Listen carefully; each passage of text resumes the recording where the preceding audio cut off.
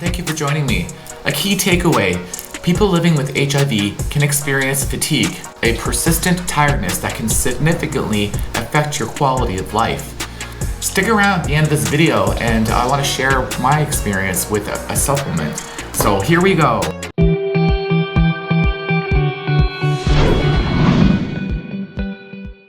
Mental health conditions with HIV itself and other health conditions can cause fatigue in people living with HIV. With chronic inflammation and depression is common. Several studies have shown that long-term inflammation in the brain may lead to higher risk of depression. Even at low levels of inflammation can likely drain your energy and potentially leading to fatigue if you are living with HIV. Now, I didn't know this. I'm still, after being HIV positive for 8 years, I'm discovering more and more as time goes on about living with this disease and on this medication. So in the United States and Canada, HIV is considered a disability. So they're protected under the Disabilities Act, ADA. People living with HIV are protected against discrimination and have certain rights and accommodations that can support their mental and physical health needs. Now, with the US, this was printed in 2024. I'm not 100% if this is really valid in the US, considering the current administration.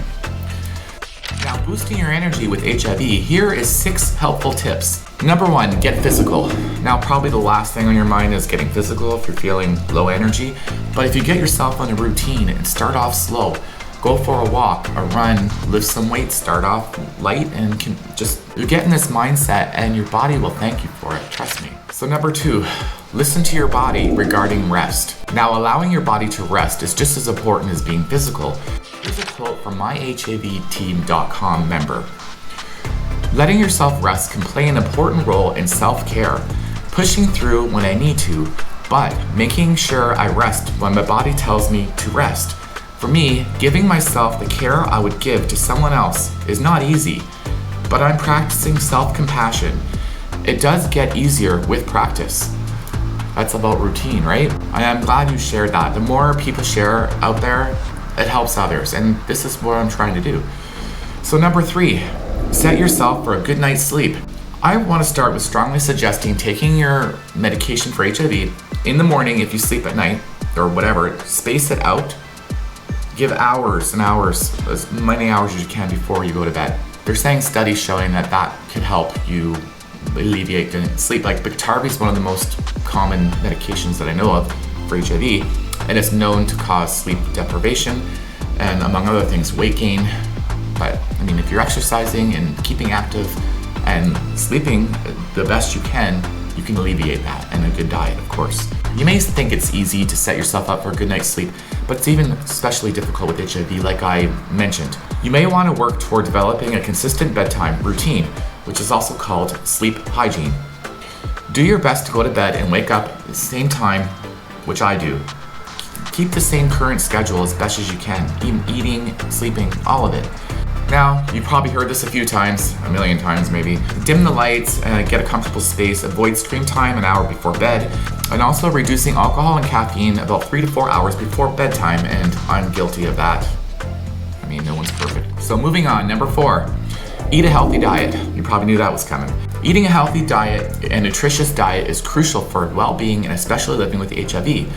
This will strengthen your immune system and help fight off infections and ward off disease progression and help with fatigue.